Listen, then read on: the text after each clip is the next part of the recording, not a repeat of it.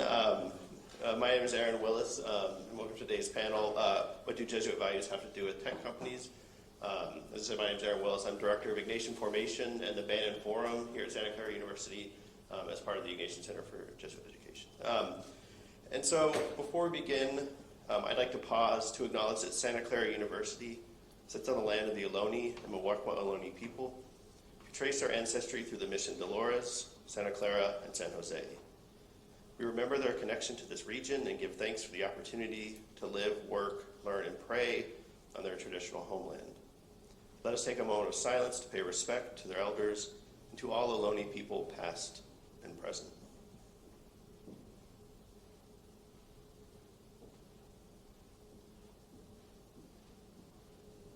Thank you. And so I was excited for today's panel because it focuses on a critical role that the values of Santa Clara University as a Jesuit Catholic institution can have beyond our campus when individuals and youth work to put them into action. And a critical part of our identity as a Jesuit institution is this idea of contemplatives in action, right?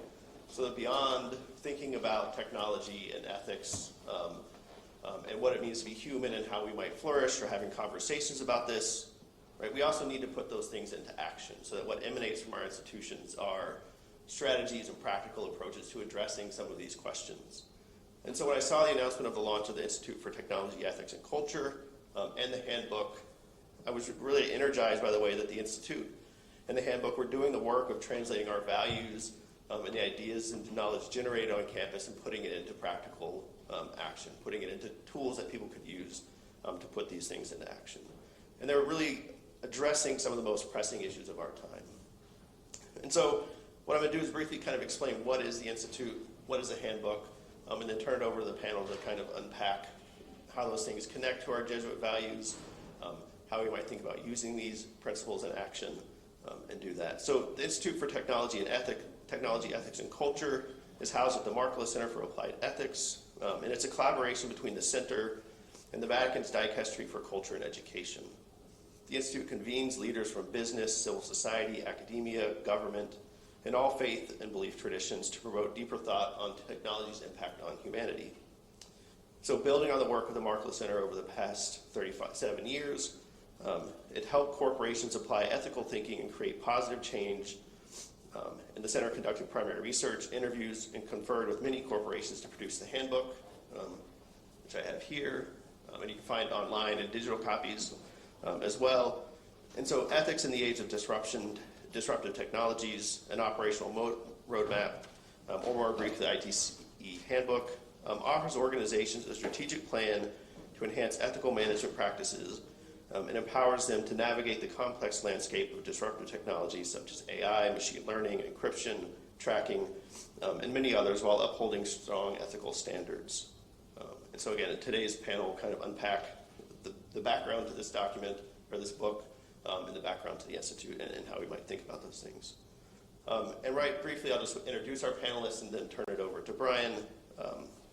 But José Roger Flahaux is a retired, hands-on, high-end tech operations executive with an extensive background in global supply chain and operations management with companies such as Burroughs, Unisys, Raychem, SanDisk, and Corsair Components. He's also an adjunct professor in the Department of Industrial and Systems Engineering at San Jose State University, where he teaches engineering management systems in a global society. He holds an electrical engineering undergraduate degree from ITPLG in Belgium and an MSE in engineering management from San Jose State University. Brian Patrick Green is the Director of Technology Ethics at the Markkula Center for Applied Ethics here at Santa Clara. And he's worked extensively with technology corporations as well as organizations such as the World Economic Forum, the Partnership on AI, and the Vatican's Dicastery for Culture and Education. He teaches AI ethics in Santa Clara University's Graduate School of Engineering, and he holds a doctorate and an MA degrees in ethics and social theory for the Graduate Theological Union in Berkeley, a BS in genetics from the University of California, Davis, and is author or editor of several volumes on ethics and technology.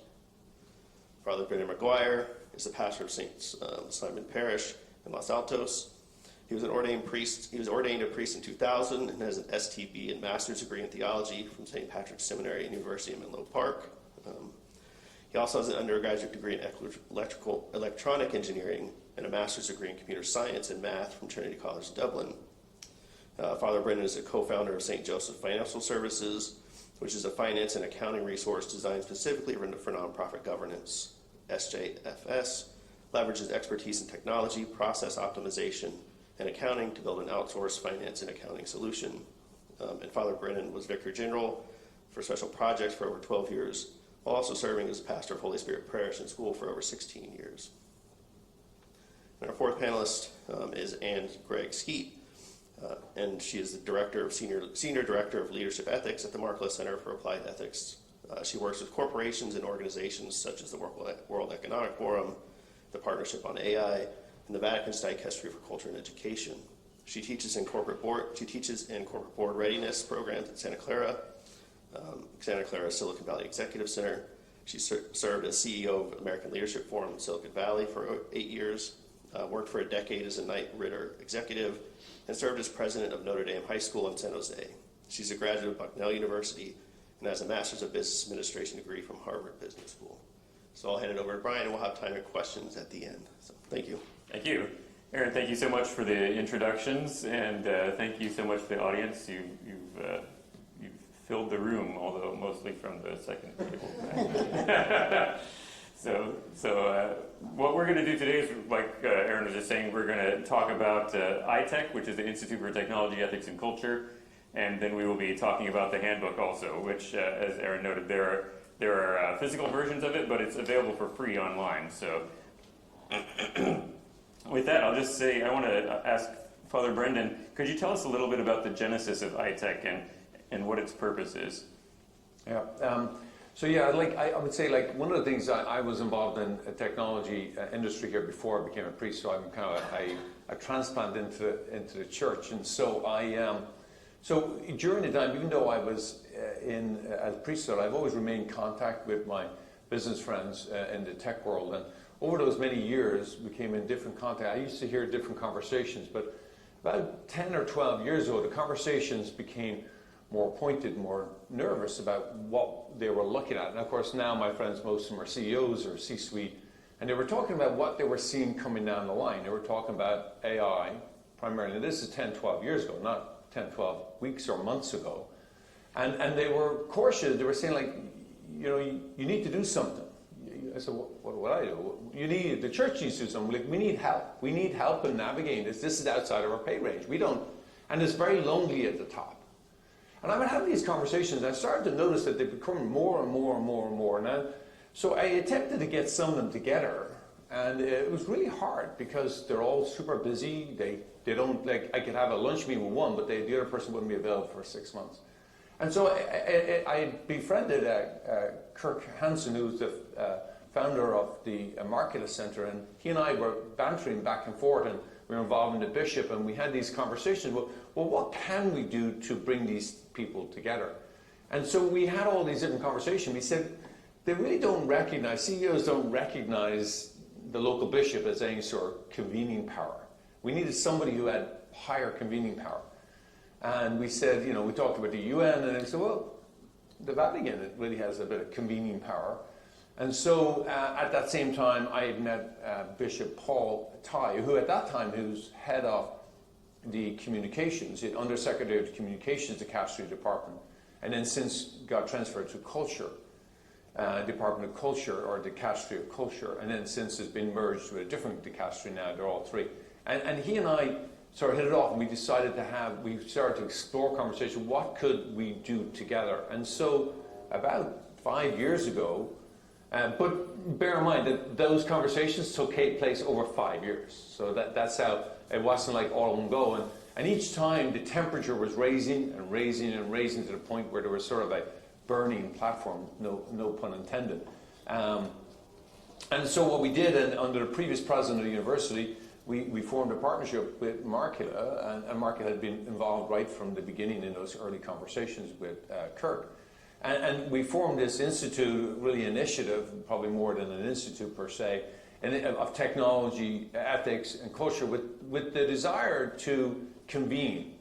And what were we, the church is only interested, my only sort of, if you would, magic wand would be to bring people together. I don't have a skill in in my data technology at this point. Now, it's ethics is not my area of expertise, but that's where Markkula brings in its expertise is with the whole concept of ethics and in marketplace. And then, but we needed somebody on a technological point of view, somebody who had been inside the corporations to help do this. And then the question is, what? What are we going to do? And so we had a meeting that we went to, we convened ourselves, we had several meetings, and then it came to, we were invited to a Vatican summit called The Common Good in the Digital Era.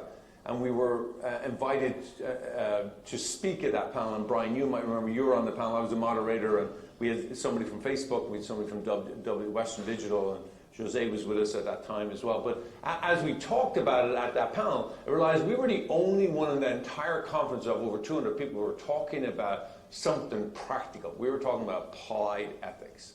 And that's what Markkula has in unique. And so we realized we had something here, but we still needed to do something. So we came back, and then COVID hit. And then we, and maybe José, you were with us in that time in Rome, in the Vatican. Why that was such I think a pivotal point, and you saw how we switched, and when we came back, maybe you could tell us a little bit about how you see it from a point of view of inside an organization versus from the convening on the outside.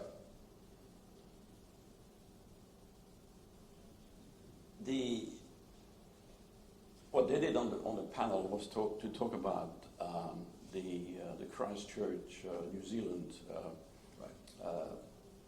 incident there, and how Facebook and the Western Digital reacted to that. I'm an engineer working in high tech, in high volume, and focusing on the practical side. And I made a parallel with the quality movement. And ethics and quality are not at the same level, obviously. But in the late 70s, companies were struggling with that. How do we put quality in the organization, in the products, and so on? And it took 50 plus years to get to where we are today with ISO 9000 and company having this in their DNA. And I suggested that there was a similar track that technology ethics was going to take, but we don't have 30 years, we don't have 50 years. So I think they needed a nice guy who asked simple question like, what? And how? Right?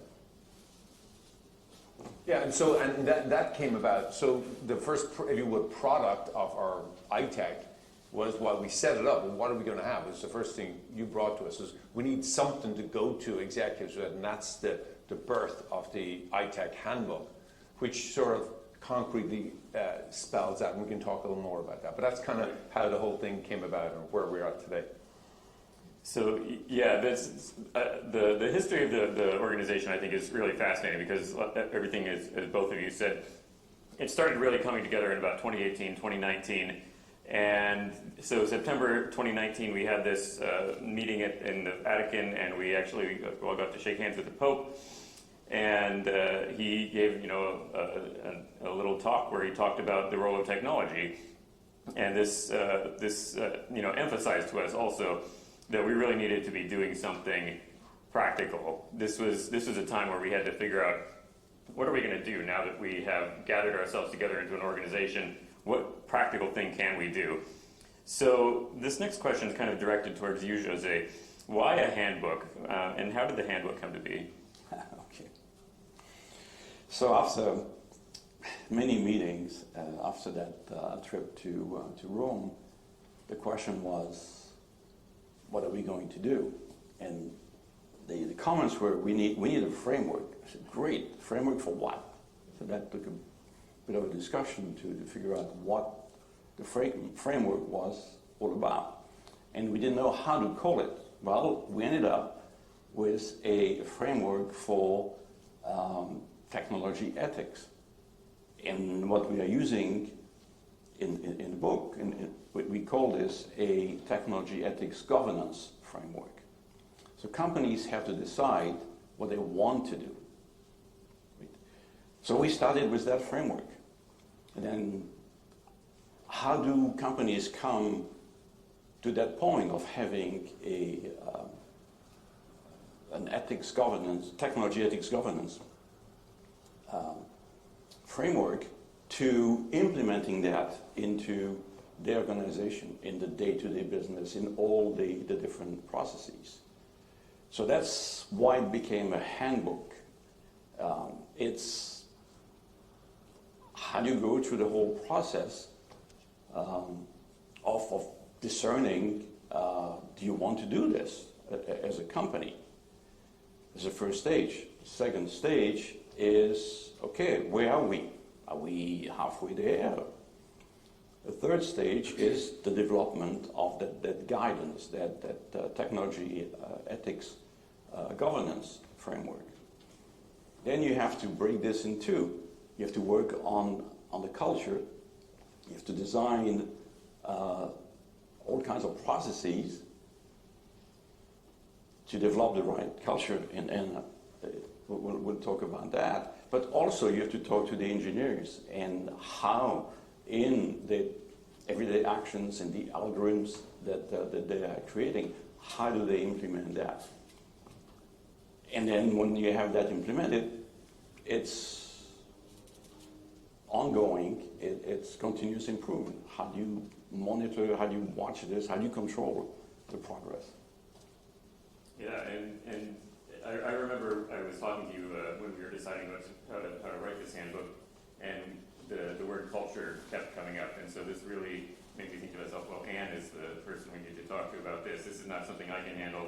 This is not something, José had his area of expertise, I had my area of expertise, but we really needed Ann to talk about the cultural side of things. So can you talk a little bit about how your expertise fits into the handbook? You mean you didn't come get me just because you needed a girl? As one of the things that, because it's been true that the project has been largely in the group that went to Rome, a group of men. So, and I think in technology, that's often the case. And so it's good to have representation in the group. And the work that I brought to the table was really grounded in the work that I've done around leadership and business ethics since I've been at the Markkula Center, but also my career before I came to the Markkula Center, which was partly in industry and partly in civic leadership roles in different nonprofit organizations.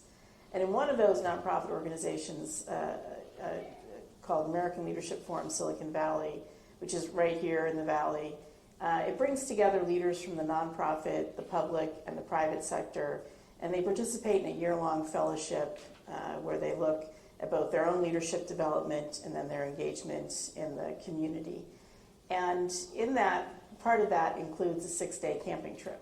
So you get people kind of out of their element a little bit, and they're sitting around the fire and they're telling stories. They've kind of left their titles behind from their day jobs here in the Valley. And I happened to have that role in the early 2000s as a lot of legislation was coming online, including Sarbanes-Oxley, that was really starting to hold chief executives to a different standard, to a level of responsibility, individual responsibility for what everybody in their organizations was actually doing. And so these CEOs would sit around the fire and they'd say, oh my gosh, I'm on the hook for everything that people in my company do. I mean, how can I make sure that they're doing the right thing and that they're behaving well? And it was a very legitimate question and a real concern. I think it's hard sometimes, as you say, it's lonely at the top, and it's hard sometimes to identify with the problems of people who are in the corner office and have the responsibility for the whole organization. But they take it really seriously, and that was a really a significant concern. So when I came to the Markkula Center, that's really the question I set out to answer, which is what can the CEO or any business executive do to try and encourage ethical behavior in their organization, and how do you go about that? And a big part of the answer turns out to be in the culture of the organization itself. So you can do and have a lot of great practices and policies and hire incredibly talented people, But if the culture that all of that is working in and people are trying to accomplish their tasks in is an unhealthy culture, it's hard for those things to, it's hard for the business objectives or the organizational objectives to be met. And so, some of what's in the book comes directly from some of the research I've done here in Silicon Valley, going into technology companies and trying to answer the question of how do ethics become pervasive in organizations? How do you get ethics to really take hold? And so through that research, we identified a couple of different conditions that are present, and when those conditions are present, then it's actually more likely that ethics will get used. So we can come up with all the great frameworks and all the great tools, but if you don't take a more holistic look at it and consider the organization that all that is happening in, then it's less likely that you'll be successful in terms of actually achieving or having people behave and think through their decisions using ethics. So that was the work, and of course, Brian, you and I have done a lot of work together and with a lot of the same organizations, the World Economic Forum, the Partnership on AI, and through both those affiliations in particular, we've gotten to do a lot of writing and go out and talk to a lot of companies around the world. And Brian's written a couple of case studies about companies' best practices. I worked on a paper with the World Economic Forum that was about designing ethics into organizations, ethics by design, and sort of what you can do in an organization to actually bring ethics forward. And I think in that work, we got a chance to actually, work alongside of people who were really grappling with these issues, the ones that you were talking about, Dr. Brendan, and really trying to resolve them. And so what's inside the book is both the principles and the stages, which I know you're going to talk a little bit more about, but also these real life stories and these things that we learned from people who were actually trying to do the work in the trenches. Yeah. One thing I would say is that this book really is kind of a distillation of decades of experience between the three of us and research and just experiences that we've had to really bring all these things together. And it's actually had a pretty good impact so far. It's, like I said, it's for free on the Markkula Center website. It's been downloaded 3,000 times already. So it's moving out there, and we've had between 75 and 100 media stories. So just getting out there into places like Fortune and onto podcasts and into other places like that. And we've gone in front of a couple boards of companies so far and talked about these things. So there's pretty good interest out there. And I think one of the things that we did when we were writing the book is we thought about the fact that people have good intentions that they want to act on, but they need to know how to actually implement those good intentions. It's one thing to have good intentions, it's one thing to have a framework of principles or something like that, and lots of technology companies have those frameworks now, or those kind of sets of principles. But actually making them practical is kind of the really difficult part of it, and that's what we tried to do here. We saw this problem approaching about, I guess, 5 years ago, back when we started this project. We said people were already coming out with principles, but they didn't have the expertise for how to implement them. So I'll just say a little bit about the principles now, and then I'm going to turn it over to José to talk about the stages. But one of the things that we did with our framework for thinking about these things was to think in terms of, you have your very highest level principle, and then you have little principles that kind of come down from there all the way until you get to the ground level where you can actually implement things. So in our book, we talked about every company, or not every company, many companies already have their own set of principles, but we gave a suggested set of principles where the anchoring principle is our actions are for the common good of humanity and the environment. So keeping the common good centered there right in the middle, and thinking about humanity, of course, and also the environment, because we all are living on the same planet together. So that's very top-level principle. We then broke that down into 7 sub-principles. Respect for human dignity and rights, promote human well-being, invest in humanity, promote justice, access, diversity, equity, and inclusion, recognize that Earth is for all life, maintain accountability, and promote transparency and explainability. So those are the 7 principles that we have there. And you'll notice that there are some slightly different emphases there. The emphasis on investing in humanity, for example, is not something you'll see a whole lot in a lot of corporate tech ethics principles. And also the emphasis on the environment There is a sustainability movement, of course, in corporations. Excuse me. But really keeping it at a very holistic level and an inclusive level is what we were trying to do. So then the level below that, kind of the third level down from the top, are the specifying principles. We came up with 46 of those, so we put those in an appendix at the end of the book. But these 46 specifying principles really start to get into the kind of the details of what's going on with each one of those principles, because there's just a lot to keep in mind with every one of those. And then the level below that are the action principles. And I'll just give an example of an action principle. So for example, well, let me give context first. What is difficult about the action principles? The action principles are for the very specific cases within the company. And those things are so specific that we can't write them into the book because we don't know what the company is doing. We don't know what particular situations they're facing.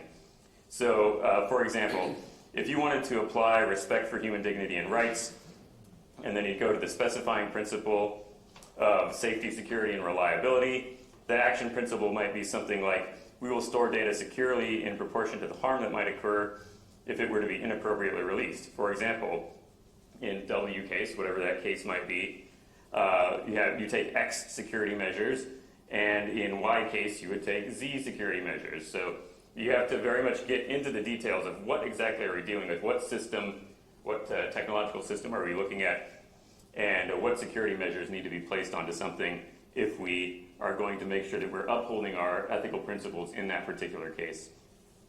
José, why don't you tell us a little bit about the stages that the handbook goes through? So the handbook is built around a roadmap. How does a company journey through the different stages?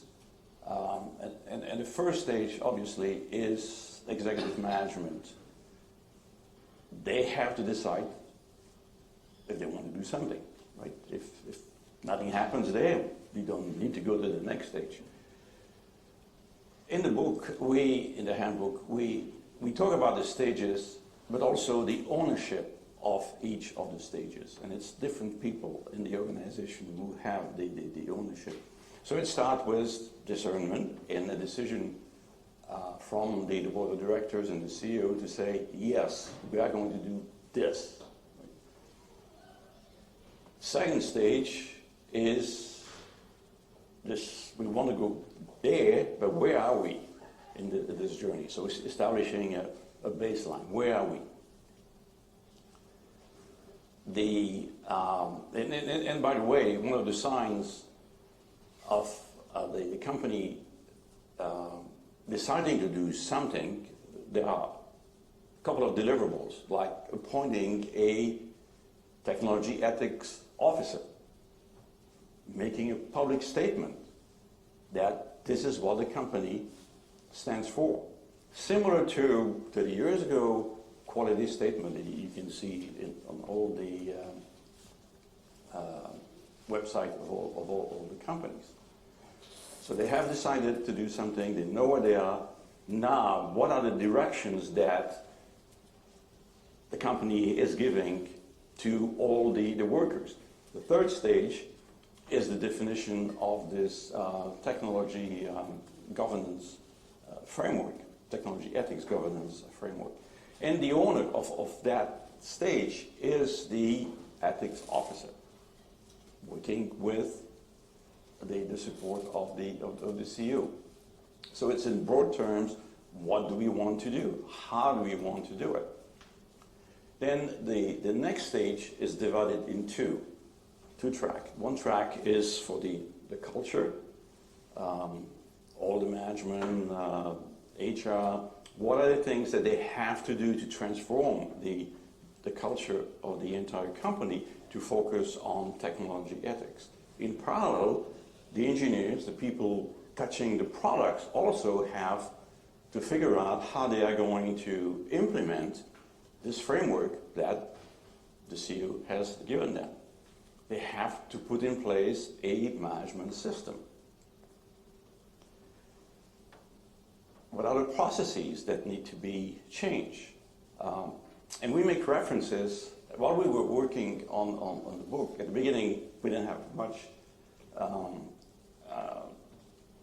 help from standards and things like that. But I don't know if you know it, but IEEE has been very, very active in technology ethics, and they have 2 or 3 absolutely fantastic standards that help answer the questions and get the answers on what needs to be done. For instance, you know your stakeholders. You know the people you can impact or could be impacted by your product. What are their technology, their ethical value requirements? So for the engineers, one of the first things is to have something defined in a spec. When a new product is developed, the marketing organization decides or identifies the things that should be in the product. Well, it's the same thing. Using the methodology defined by IEEE, how do you define a spec, a technology ethics spec for your product? So the engineers know that they have to meet that spec throughout the entire life cycle. So working in parallel, the people touching the product, HR. So the next stage, everything is implemented, and it's just the beginning. You have to continue watching it. You have to control what you're doing. What are the key metrics? What are the targets for these key metrics? So like you have reviews to review the financial status of the company, you need to have operations reviews focusing on technology ethics. And in that stage, it's about continuous improvement. So these are the 5 stages that we are using in the handbook. And one last point, companies start on their journey at different stages. Some have done nothing. Others have already done something. They can go in the handbook to the stage where they are at and find some answers or some questions that they need to find answers to. That's why it's a handbook. It's not something that you read from cover to cover. It's when you are in a particular stage, you can get help that's focused on that stage. It's a practical roadmap. Yeah, that's that emphasis on practice, and also the fact that you're coming to the handbook with what your organization's already done, and you can fit right into one of those stages. And often some of the people that we talk to, or from some of the research that we've done, we'll see, oh, this company has already, they've kind of gotten into stage 3, but they never really got stage 1 and 2 figured out. They need to go back and kind of shore up the foundations. Or they've got stages 3 and 4 kind of figured out, but they actually forgot about stage 5, which is to look back and make sure that you're actually making progress on this type of journey that you're making.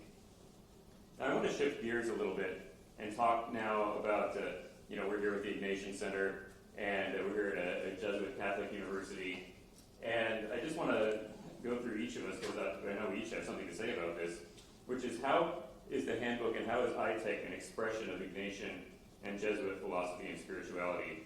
So, José, I wanted to start with you. Well, working in operations in high tech and being Catholic, the bridge is very easy to cross to apply the ethical principle in everything that's being done, not just on how you deal with people, but in all the processes. So, and I've done this in different parts of the world. I spent a lot of time in China. Of course, being in operation and supply chain, you spend a lot of time in China. And recognizing that the same principle is understood differently in different parts of the world.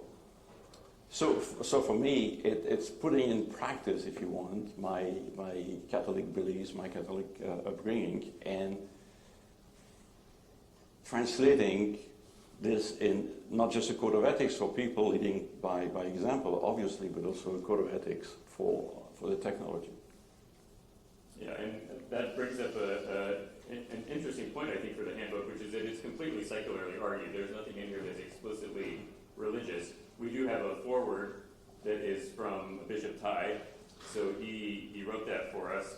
But other than that, everything is something that's meant to be argued in language and philosophy that everyone has accessible to them.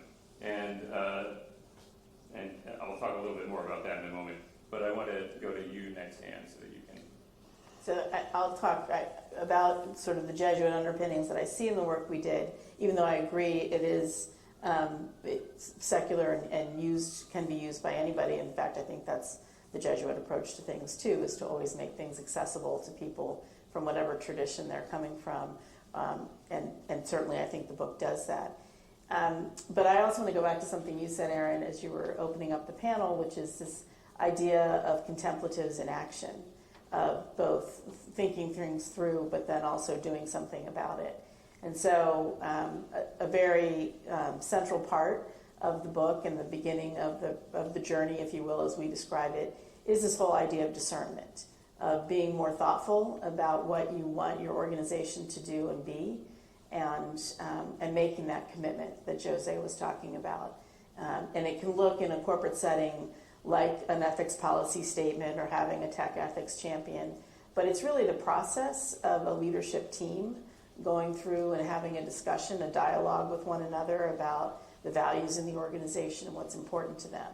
And people do wonder, does this actually happen in corporate settings? And it does. And we were part of those conversations and continue to be part of those conversations. The boardroom presentations that we've done since the book has come out have been sort of education sessions that corporate boards do to try and get up to speed on certain topics.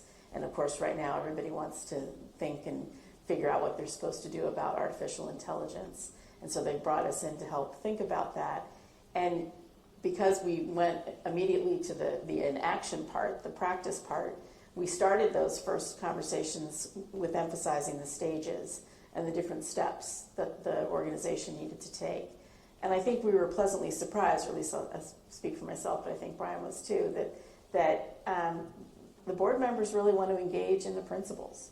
They really want to spend some time talking about the values that they should be laying out in their organization, and they don't want to get it wrong. I think people recognize that the artificial intelligence is developing so quickly and so powerfully that there is this potential for things to go wrong, and no one wants that to happen on their watch. So we emphasized discernment and this idea that was a leadership responsibility, but also this notion, as José said, that leadership can come from anywhere in the organization, which is a very Ignatian perspective as well. We're all leaders in our own lives and in our own pathway. And so we did and have and continue to encounter people who are, not in what you might identify as a formal leadership position in their organization, but still able to have tremendous impact because they've decided, they've made a commitment to doing and developing technology ethically. And they started maybe in a skunkworks way in the middle of the organization, and then it starts to sort of seep out from there and take hold in other parts of the organization. So it may be that looping back, that it started in some mid-level part, but then you go back and you get the senior level commitment to support it. So there's that leadership and that discernment piece. There is this idea, as I mentioned earlier, of accompanying people. In other words, we didn't write the book with one idea in mind. We offer the principles as a starting point if people want to use them, but we know that companies will adopt them on their own, and many companies have their own technology ethics principles. So we're much more interested in helping them develop with whichever stage it is that they need to be focusing on and working on, not just necessarily doing it in the sequence that we laid out. And I think it's fair to say that because we've worked with so many companies and studied so many companies, at this point, I think it's a toss-up of who's learning from who. You know, yeah, they bring us in there sometimes to share what we know about ethics, but we're learning so much about how they're working on things that keeps us current in the work that we do. And then also, I think José touched on, but this idea of, you know, and just reinforcing that notion of accompaniment, that we learn their culture first. And that's one of the things that's part of the second stage of assessment, is for the organization, the company itself, to grow a little self-awareness, to do their own culture self-assessment, which is a tool that we have at the Markkula Center that helps people to really take the temperature of the culture for ethics and to learn some things about their culture in that way. And then I guess the last thing that stands out to me as being, you know, certainly comes from what the Jesuits have taught me, is, you know, our approach is holistic. It's looking at the entire organization and all the people in the organization, not just coming at it from either the technology piece or the organizational piece. You really have to have both, and I think that's what makes the experience or the ability to take what's in the book and apply it a much more valuable experience. Yeah, just building on that, one of the things that the way that I see Ignatian spirituality engaging with the handbook is a lot with the idea of magis and ad maiorem di gloriam. I went to St. Ignatius High School in San Francisco, so I had to write AMDG on the top of my papers, and it took me a long time to figure out what does that mean. I was in the Jesuit volunteers also, so I got a little bit, you know, an idea of how to go out there into the world and try to actually do things, and so I taught in a high school in the Marshall Islands for 2 years. But this idea of doing more, of going out there and really trying to improve the common good, make an impact on society that's positive, is something that has really motivated me to get into technology ethics, because technology, of course, is extremely powerful, and we're getting into AI now, which is making very powerful choices at large scale, you know, the vastest scale that anyone's ever been making choices. When you think about the number of people on social media who are being fed information by these sorts of algorithms that are really just automating human decision making in ways that most people can't even understand, even the people who are creating them. Of course, didn't have much clue as to what would happen if they started recommending people to move into QAnon groups and things like that. Guess what happens? People get in those groups. And this idea of education and awareness is something, as a university, of course, we think about education all the time, but there's also really a mission of education to the entire world.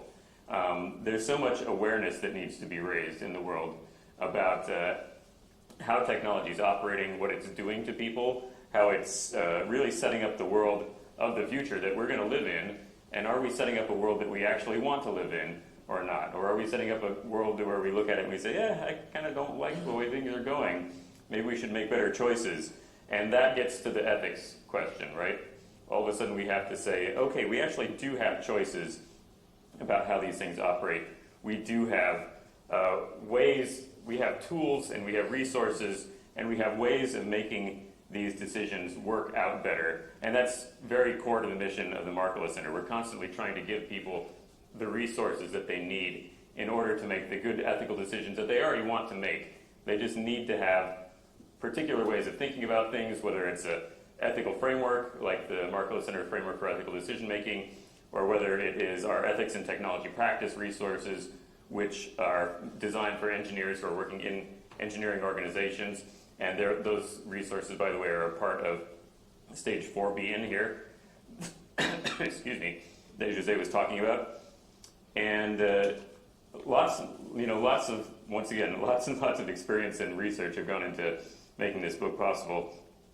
So I want to turn to Father Brendan, because you have a lot of expertise in Ignatian spirituality. So why don't you tell us a little bit about your engagement? Yeah, so I probably first have a disclaimer. I'm not a Jesuit. I'm a diocesan priest, and I'm in a Jesuit institution. I feel like the buildings might cave in on me by talking about this, and I'm going to talk about Ignatian spirituality. But I have a real affinity to Ignatian spirituality, even though I'm not a Jesuit. I taken the exercises myself 5 times. I've gone on the silent retreat for 30 days, and I've taken 5 or 6 other people through it for many, many years. So I've done it multiple times. I'm very familiar with the process behind spiritual exercises. And if you just think at the roots of that spiritual exercise, what Ignatius did in his famous cannonball movement while he was discerning the spirits, he came up with this manual, what we could now call the spiritual exercises, which is, recommend taking over 30 days, but adapted over 30 weeks or longer, or some variation thereof. And in it is this discernment, which José mentioned earlier about what's really embedded in this book, is this idea of discerning the spirits. Now, Ignatius used the rather heavy language of the good spirits and the evil spirits, and I understand you talk about the devil very much, and we didn't certainly talk about it in the book. But there is a movement with which what we do can pull you towards the good things, and that which can pull you away from the good things, that which is sort of evil spirits as in moving us away. And to be able to discern that, one has to take the time.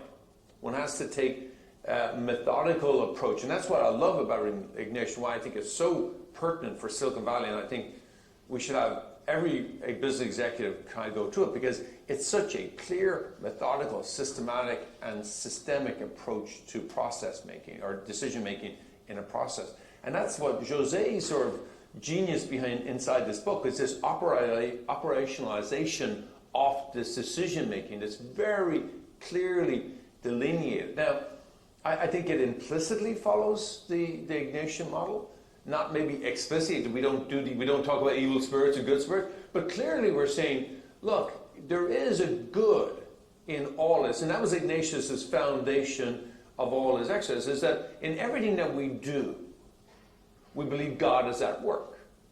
And that we listen to God because God is the creator of all things, and inside of that, God creates all this. And therefore, if you want to kind of follow God's will, that which is for the good of humanity, then we need to listen. And when we listen, we have this choice. Is this better or this better? And most often the choices, and why I love what we've done in this book, and while I didn't write any part of the book, or I helped guide some parts of it in these moments, is because I think the decision it's not between good and evil most often. It's most often, and this is what Ignatius's genius is, it's between good and less good. Good, so you can start off with good and less good. If you choose the lesser of 2 goods, you do it, and it doesn't seem like that much of a difference. And then you choose the lesser 2 goods, lesser 2 goods, lesser 2 goods. And over a period of time, whether that be weeks, months, or years, while you are operating up here as an organization or as an individual inside the organization, you're now operating down here. And not one step along the way was it a major step. And what this book does, and this process really is this operationalization process, forces us to continue to keep the conversation way up here. What is the best between these 2 goods? And I think the foundation of it is very Ignatian, because he talks about the good that we see in it. And this is Bishop Paul's sort of insistence, if you remember right at the beginning, that we believe that that there's a common good with which all men and women of faith, of all faiths of all over the world, seek to do what is good.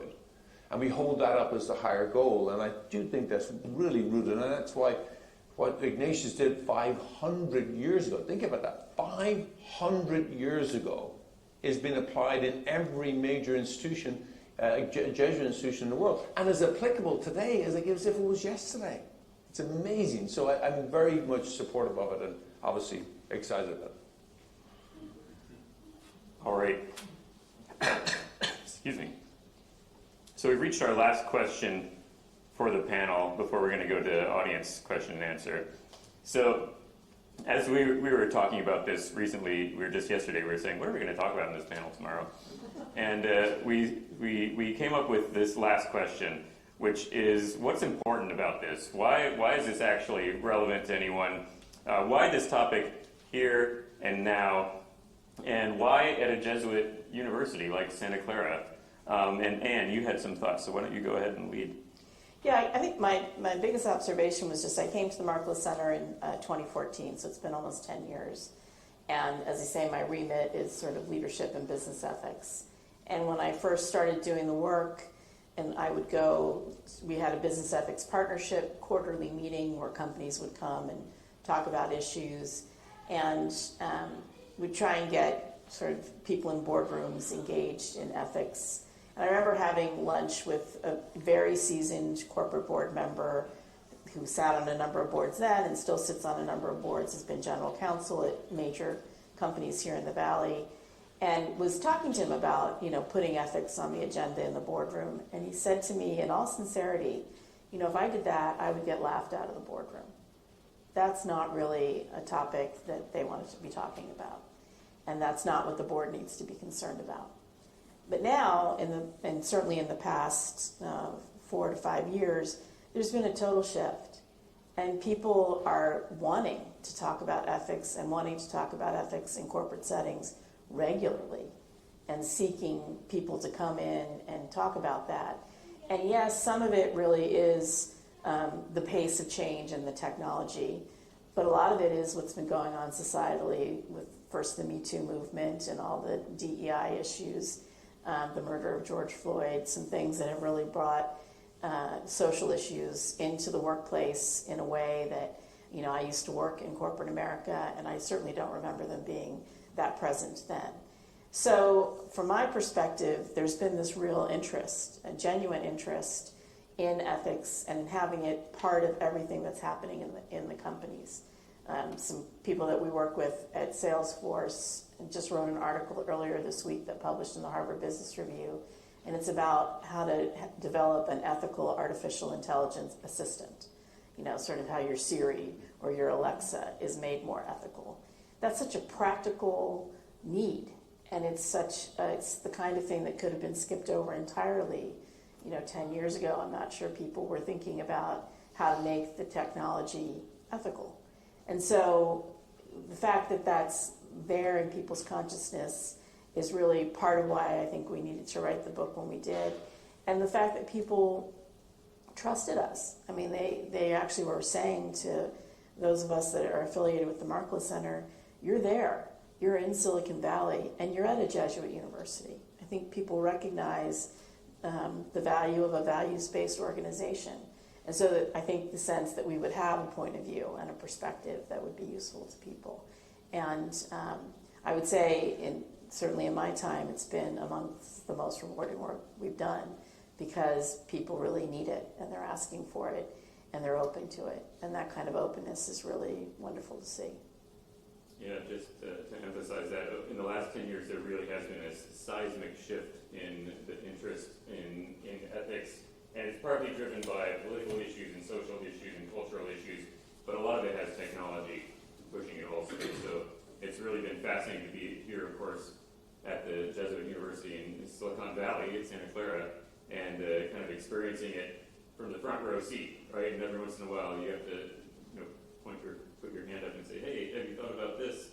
And it used to be that they didn't want to hear it, but now they're actually saying, hey, could you come over here and tell us that thing that you were pointing at us a few years ago? Brother Brendan, you had some thoughts on this also. So I guess from the point of view, like why is the church involved in it is sort of one of the questions, and why is the Jesuit institution involved in it, and it's why here, why now? And I think if you look at it, the church as institution is the oldest institution that's been around. We're 2,000 years old, and in those years, we've learned a thing or two, both for good or for bad. We've learned what works and what doesn't work. We've made lots of mistakes, so it's not like we're the perfect institution. But I do think the spirit is part of that institution, and especially with the Jesuit over 500 years of tradition, right, has led us to certain sort of perspective how to look at things in order to take the longer view. And with that longer view, you start to notice patterns at maybe a different angle. And I think, for example, we've been through as technology some major inflection points over these last years. So like in the 90s, you had the inflection point of the internet. And that exploded, and that just exploded. As I was entering into the seminary and leaving the bit, I was at that point, I was involved in all that and the excitement and all that. And I think we've learned a couple of things. So some things we got right and some things we probably made some mistakes. So that inflection point gave us some obvious sort of challenges or things to learn from. And then comes along the mobile, which again brings us an enormous amount of new, sort of excitement for society and promises that some of which were delivered, some which were not delivered, and some of which, I mean, when you think of what the power you have in your phone today, it was fitted, even when I was in school, fitted in a room this size.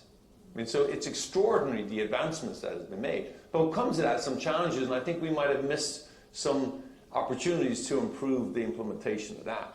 And then you come along with social media, and I don't think any of us need any sort of schooling on how we've had some missteps on that. And what I mean by that is both technology implementers, those who were implementing, those who were consumers, ourselves, but also the regulators, governments, and authorities who say we should or maybe we should not do some things. And I think that this particular inflection point, as a church, we look at it and says, I mean, again, I'm testifying that, I've been on this journey with people for well over 12 years. They've been saying that they're warning us that we need to take this seriously. Even this year, we have, the head of one of these, the OpenAI, Sam Altman, has raised the alarm. We need regulation. Like, we ought, now, I don't want to be the alarm bell ringer, but when one of the ones inside is saying we need regulation, it better, we might want to take note. I think it's time we maybe say, we've learned a thing or two from the past. And certainly from the perspective of church, having a look at trends, we say, oh yeah, we definitely need to look at this. And so what we've done in this handbook is advance that conversation, advance it with a sort of a platform with which to think. And I think we're at an inflection point where we can play a significant, both from a church, Ignatian, but also in a human role. I think we can play a pretty darn significant impact. And we hope to, because I think, humanity's best self is yet to be shown. And I think we can look at that.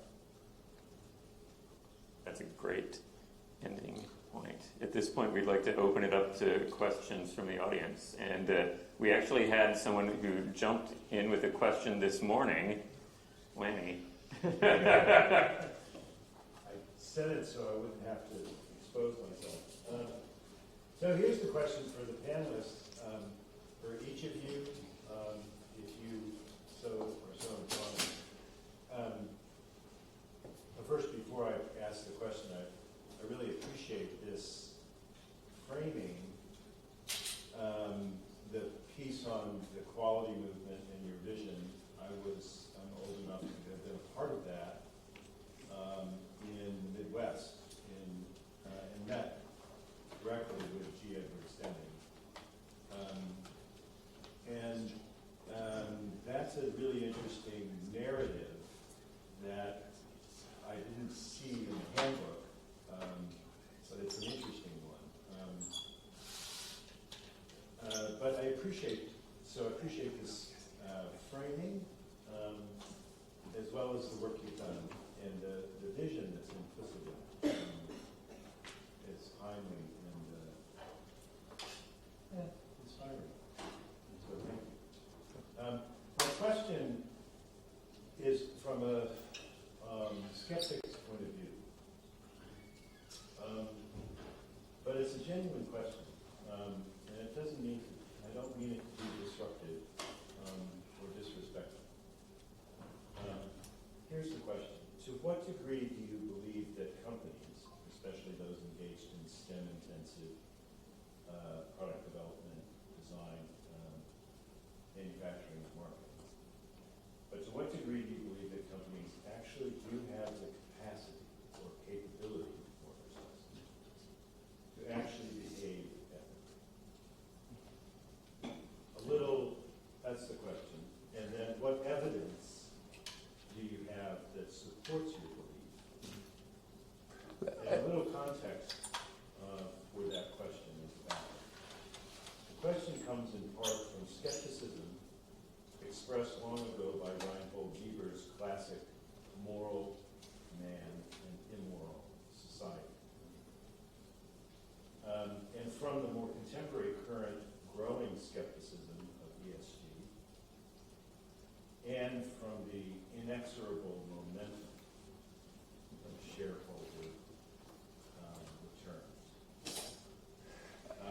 maybe, As well, a close friend of mine, one last comment. Sorry. As a close friend of mine, a former tech executive, and who's an active member of several publicly traded companies, and the chairman of one of those, suggests corporate ethics is really matter, this is a quote, direct quote, corporate ethics is really more a matter of compliance than anything else. I'll answer from maybe the 50,000 foot level, and then maybe Brian and Ann can jump in from having consulted to many ethics companies, on ethics to companies and offer. I will say this, my experience with working and listening to, not maybe confessional level, but certainly a level of concerns that my experience, and again, I don't have access to all the CEOs, but I haven't, I mean, it's a fairly wide and deep pool of people I talk to. I would say they're all trying to do the right thing. And I think that there's goodness in their heart. Now, it's not to say there aren't some bad actors, of course there are, but I don't perceive them to be doing it necessarily. Like, I think it's often a lack of resources and tools and focus and priority. So the question then becomes, how do they make that a priority when there is competing priorities? That's the issue. And how do you raise it? And they need help with competing priorities. That's my experience. And primarily around profit-driven shareholder value versus stakeholder value. So the intention, like, there is this shift from the concept of governance moving from shareholder-only value to shareholder value inside other stakeholder value. And I think that conversation is changing in corporate America, and it needs to be in dialogue more and more. I also think it needs outside pressure, so don't get me wrong. I'm not naive enough to think that it's all going to be inside the court. They're going to suddenly be magnificent, wonderful and beneficial to everybody.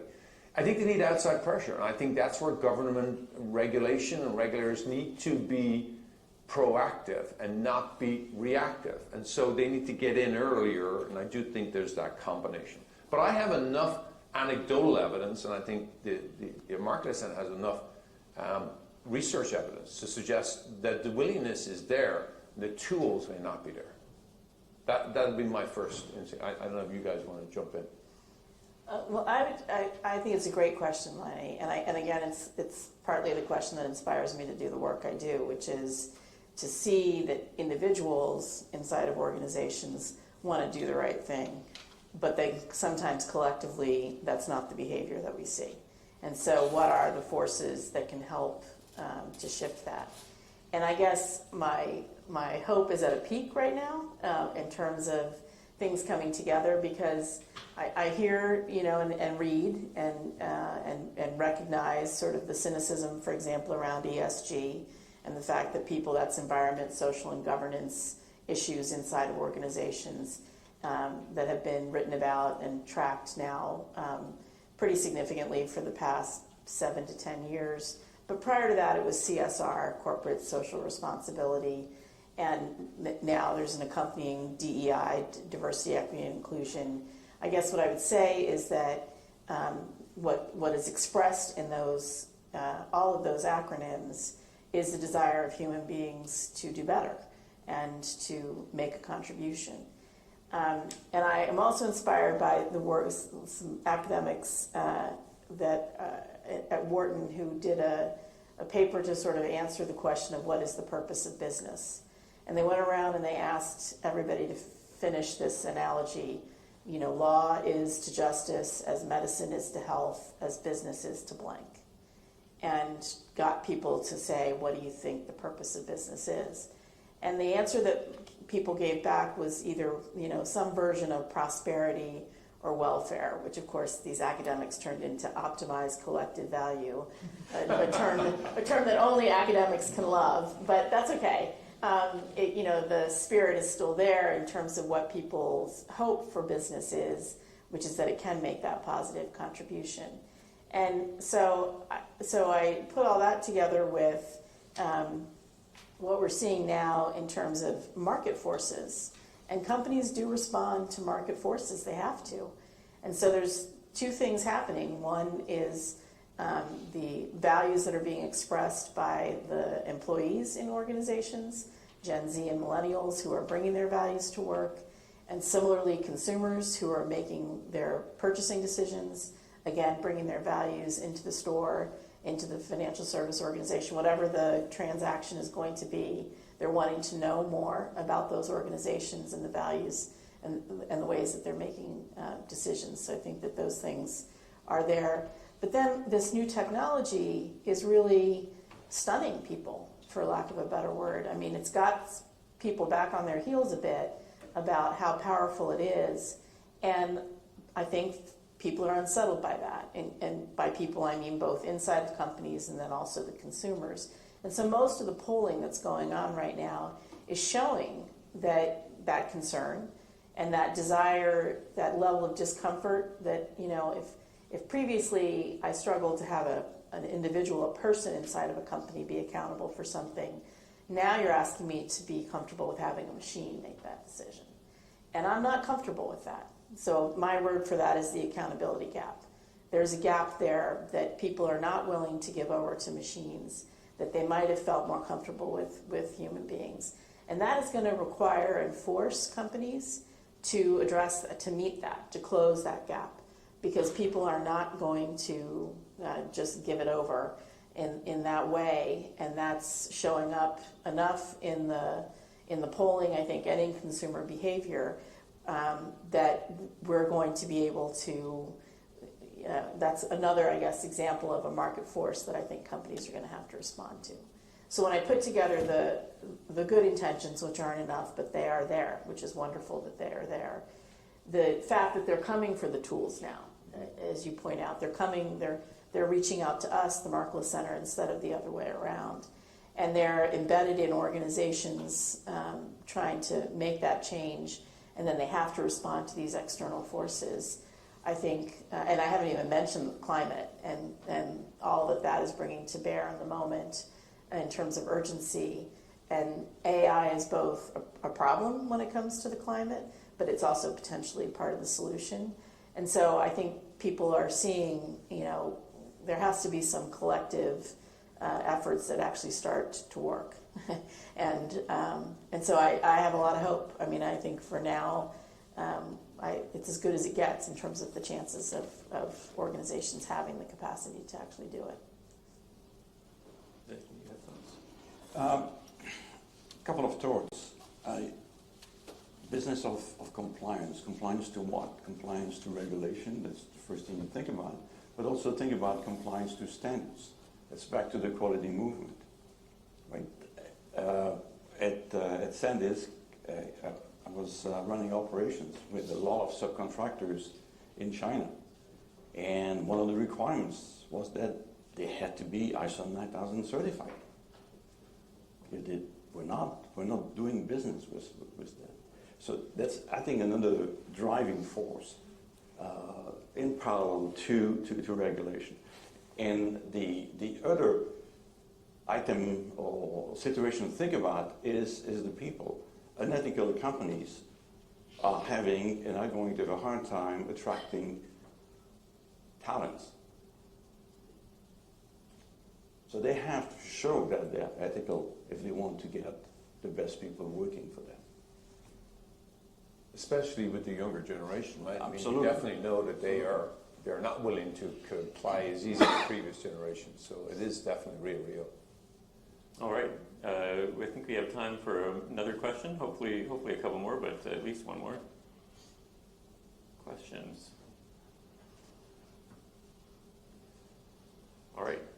So it may be too early to ask this question, so you can make a hypothetical answer if you like.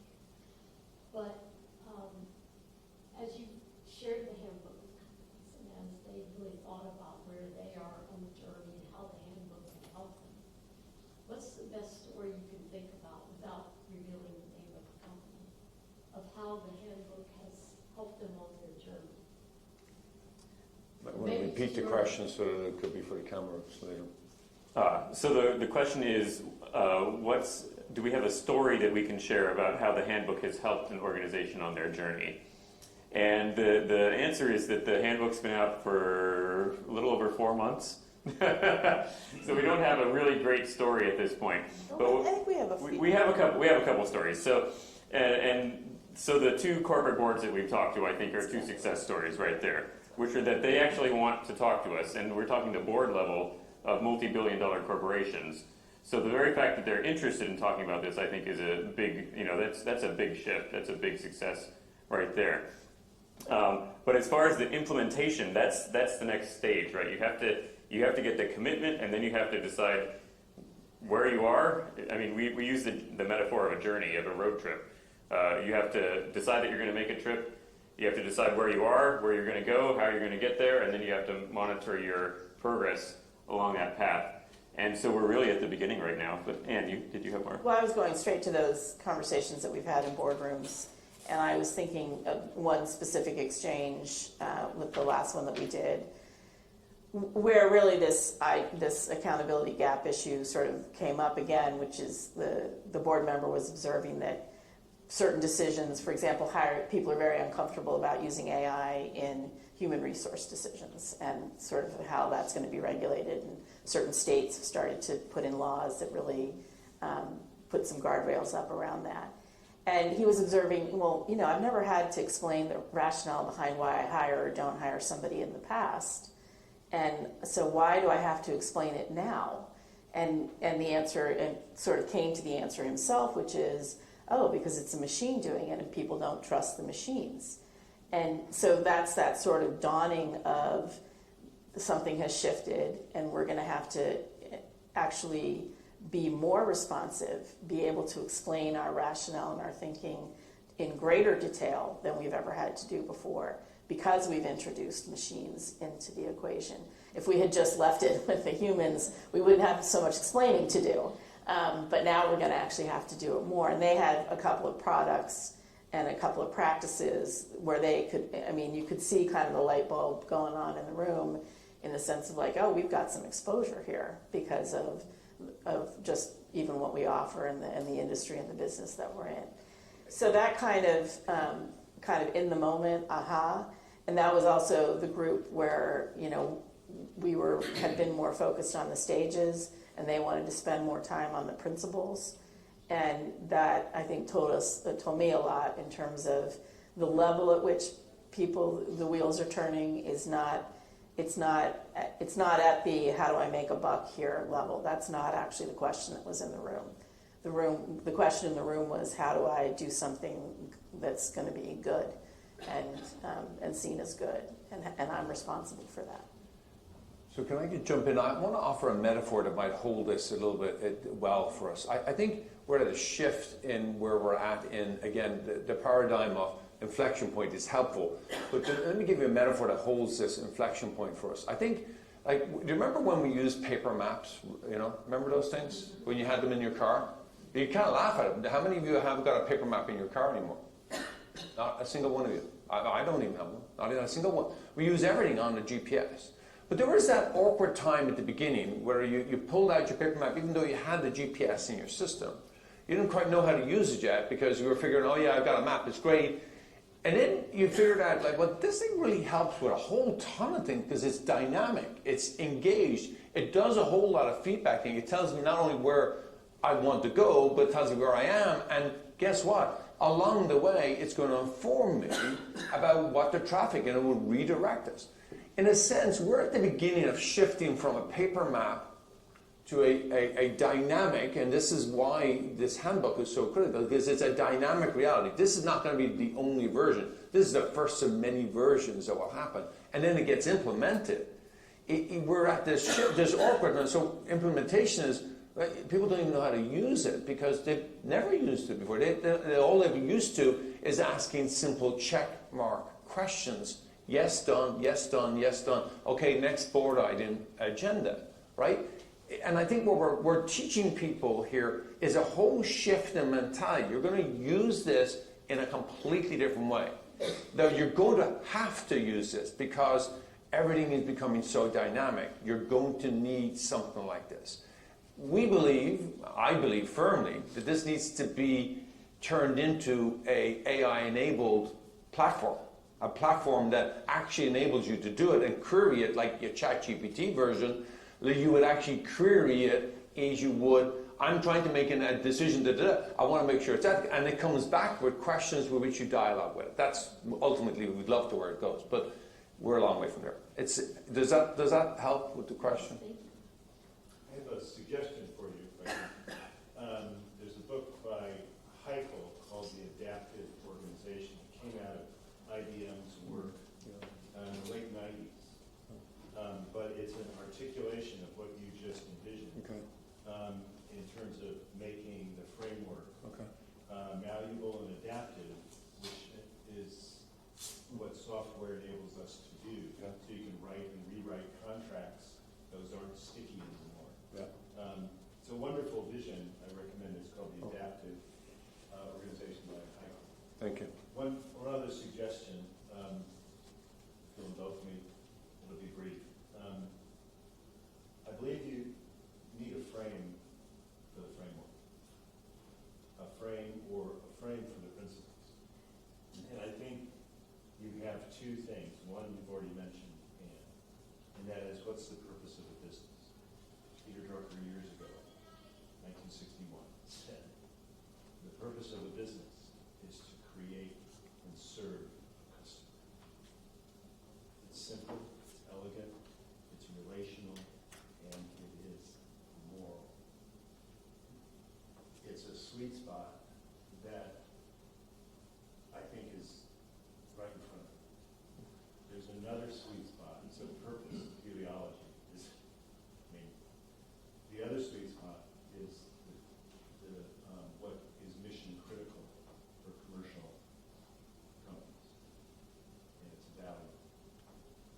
And if there's anything more moral and ethical than value, I don't know what it is. So I think those are perhaps entrees, thresholds for the framework and the frame of the principles.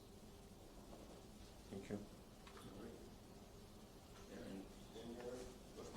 One question, please. You talked about the political, cultural, and social aspects, impacts on organizations in terms of ethical decision making. Is there a discussion, you started a little bit about, of the economic impact of decision making, ethical decision making on organizations? So to repeat the question, the questioner asked, you talked about social, you talked about cultural, but what about the economic impact of this? So thoughts from the panel. Of the framework itself, is that your question? Yeah, I think you can't uncouple the political, social, and other cultural questions from the economic. I think one of the things that trips us up sometimes in talking about optimized collective value, or sort of what business is trying to create, is around time horizon. So I think a lot of the shift from shareholder primacy to stakeholder capitalism has been, or more openness to meeting the needs of more stakeholders, has been sort of a softening of people's thinking about the time horizon, and a lot more articulation about making those decisions for the long term. And that started with some leadership from people like Larry Fink, who's the head of BlackRock, which is one of the largest asset managers, if not the largest in the world. And so certainly he's thinking about economic value, but he's saying you have to make decisions that are going to create value over the long term to try, I think, and get away from some of the more short-term thinking. And so I think those things are still compatible, and I think important. I mean, businesses need to be profitable, and that's how they continue to reinvest in their own organizations and their own future products. It's how they invest in their own employees, and it's how they develop those relationships with customers that last over time. So I don't see those two things as mutually exclusive. I see them as mutually reinforcing. I guess I would give two perspectives on the economic impact. Number one is that the downstream impact can be a negative financial impact if they don't succeed in being this, because the product will be used for ill, and then they'll end up having to cost more in litigation, a lot of our things. That's one aspect.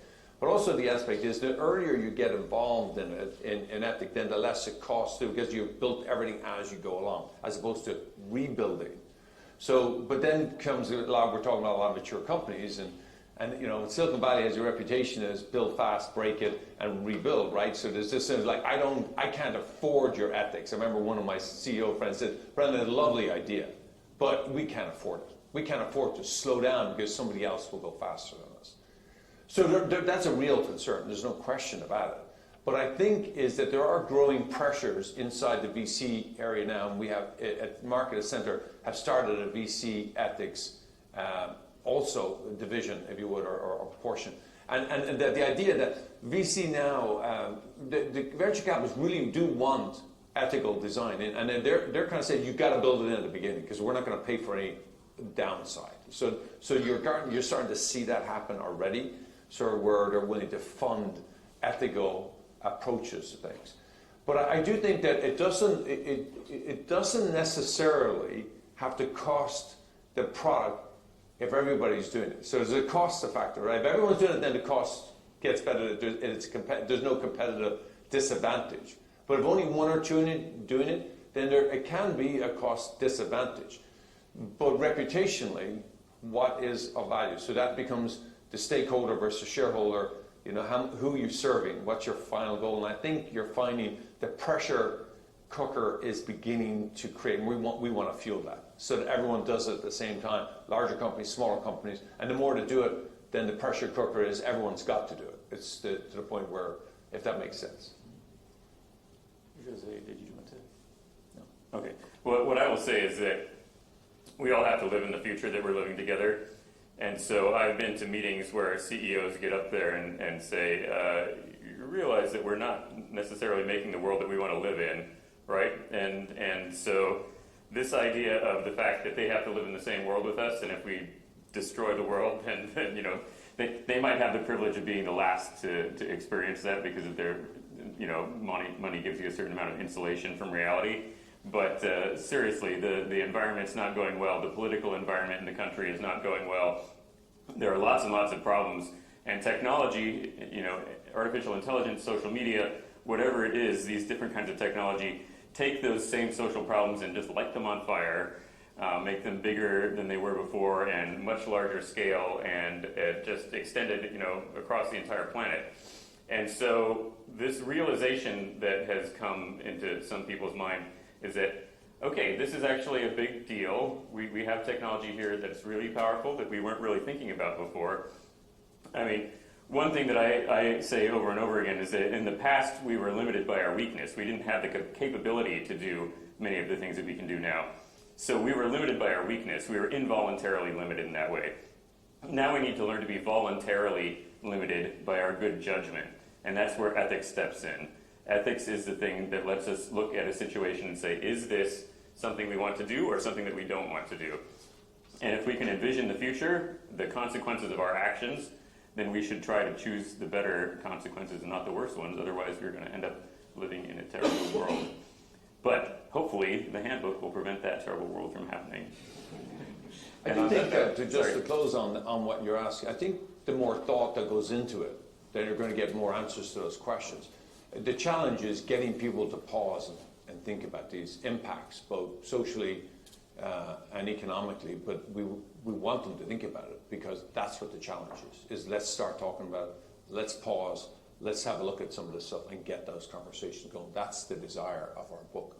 And the work we're doing is simply, let's pause, have conversation, go back, let's pause, keep doing what Ignatius did, which is discern the spirits. Where is this going? Where is it leading? Pause, reflect, keep on coming. I mean, that's what Ignatius was famous for. So, I mean, that's what we want to encourage people to do. Thank you. Thank you, Aaron. Thank you to the Ignatian Center. No, thank you all. Thanks to the panel. Round of applause for Brendan and Brian.